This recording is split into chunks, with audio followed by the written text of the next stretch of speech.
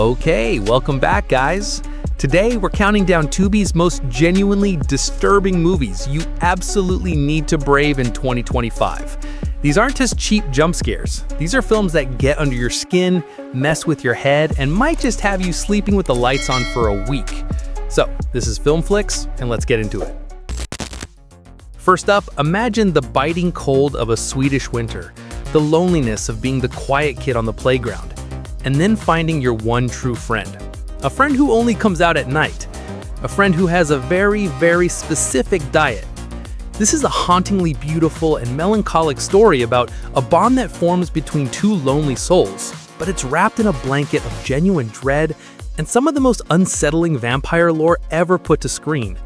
The atmosphere in this one is so thick you could cut it with a knife, and the relationship at its core is both heartbreaking and deeply creepy. It's a slow burn, but the emotional and horrific payoff is absolutely worth it. If you want a vampire film that prioritizes mood over mayhem, you need to experience the chilling masterpiece that is Let the Right One In. It's somewhere, walking straight for you. Speaking of things that follow you, how about a nightmare where the threat is always walking, never running, but it never, ever stops? This next film is a masterclass in pervasive, low-budget terror that will have you scanning the background of every shot. After a seemingly innocent date, our heroine is plagued by a relentless, shape-shifting entity that is passed from person to person in the most intimate way possible. The genius here is the constant low-grade panic it induces. You'll find yourself looking at every slowly approaching stranger in the distance and wondering, is it them? The synth score is an absolute banger, and it feels like a lost horror classic from the 80s, but with a modern, terrifyingly simple premise. For a concept that will haunt you long after the credits, you have to check out It Follows. Alright, let's dial the clock back to a time of big hair and even bigger suspense. This one is a love letter to 80s satanic panic, and it is so effective. A college student, just trying to make some quick cash, takes a babysitting job at a seriously isolated house. The owners are odd. The pay is too good to be true, and you just know from the second she steps inside that this is a very bad idea. The director takes a sweet, sweet time building the tension, making every creak of the floorboard and every awkward conversation feel like a ticking time bomb. It's all about the atmosphere, the dread, that feeling of being utterly alone in a place you don't belong. If you're a fan of slow burn horror that rewards your patience with a truly chilling final act, do not mess The House of the Devil. Now, what's more unsettling than a child's suspicion? How about the suspicion of two children? Picture this. Your mother comes home from surgery, her face wrapped in bandages, but when the bandages come off, something's off. Her voice, her rules, her entire demeanor. This Austrian gem is a psychological puzzle box that will have you questioning everything right alongside our two young protagonists. The setting is stark and beautiful, which only makes the creeping horror feel so much more invasive. It's a film that uses silence like a weapon, and the tension builds to an almost unbearable degree. Trust me, the relationship between these twins and the woman claiming to be their mother will mess with your head in the best way possible.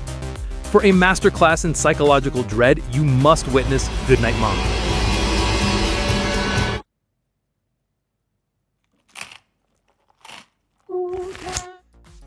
Okay, switching gears from psychological to pure, unadulterated home invasion terror. Remember that feeling of because you are home? Well, this sequel takes that terrifying concept and puts it on the road, trapping a family in a neon-lit, 80s-inspired trailer park. The masked strangers are back, and they are just as merciless and inexplicable as ever.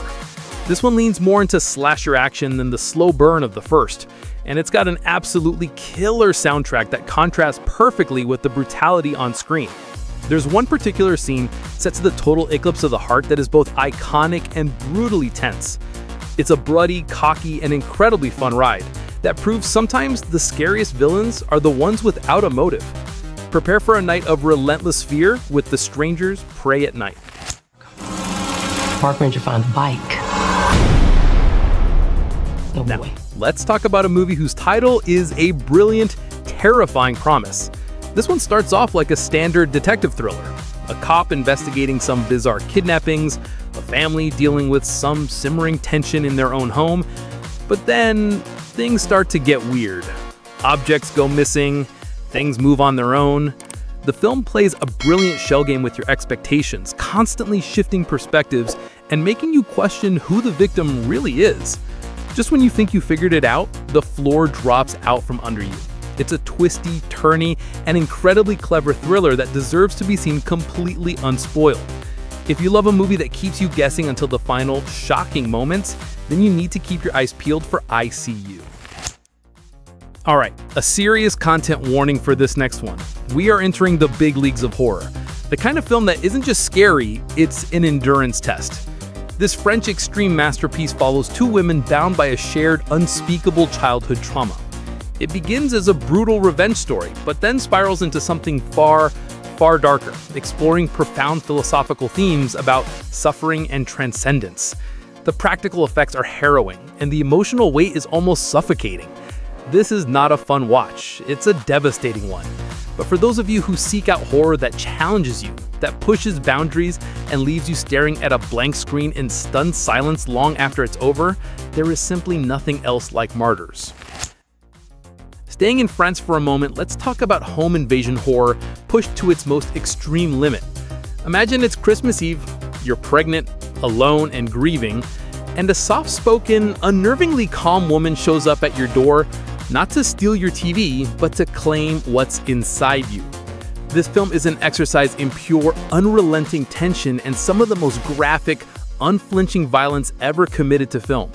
It is brutal, it is mean-spirited, and it is horrifically effective. From the moment the intruder enters, the movie is a non-stop sprint of claustrophobic terror and gore. It's short, it's nasty, and it will leave you absolutely breathless.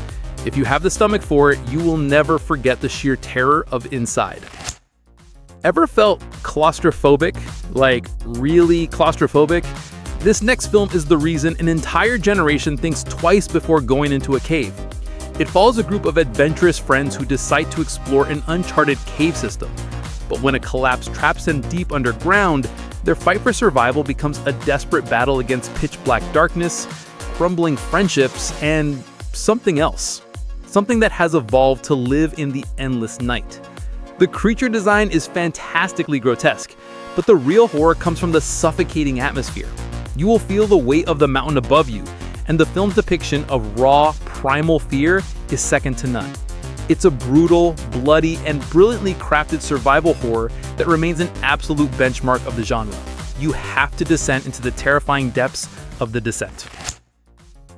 And finally, we have him, the clown that made clowns scary again, and honestly might be the reason you develop a full-blown phobia.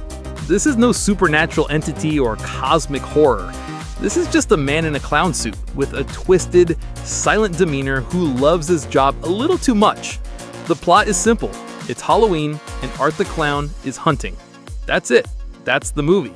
And it is glorious in its simplicity and its absolute commitment to practical gore effects that will make your jaw drop.